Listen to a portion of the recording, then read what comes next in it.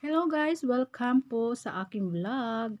So, ang video na to ay tutorial kung paano i-turn on ang stream ads gamit ang Facebook. So, dapat siguraduhin nyo lang po guys na na-unlock nyo na po yung hinihingi po ni Meta na 5,000 followers, tapos 60,000 views, at 5 videos. Ayan, yung 5 active videos natin.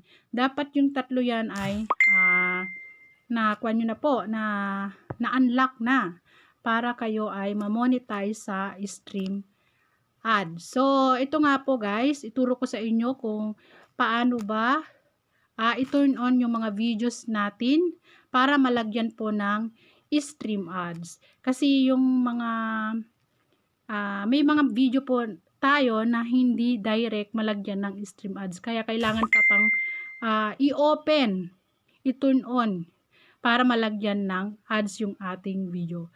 So, ganito guys. So, punta sa Facebook account. I-click mo yung menu. Then, makikita mo dun yung videos. Kagaya ito. Ayan, yung videos ko.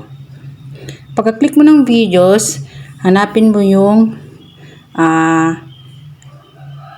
ayan, click mo yung settings. Ayan po. Kung nakikita nyo yan, yan po yung laman ng aking videos.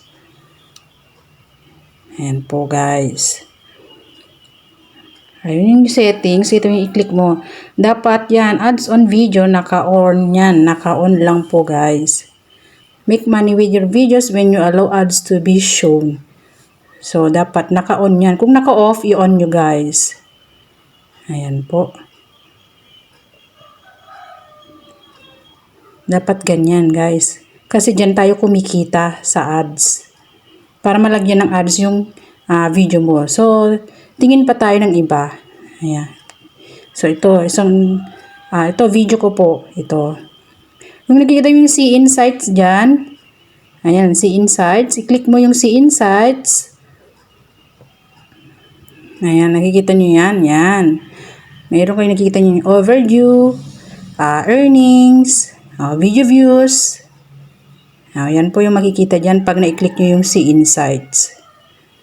So, dapat, para malagyan ng ads yung videos mo, i-click mo yung settings.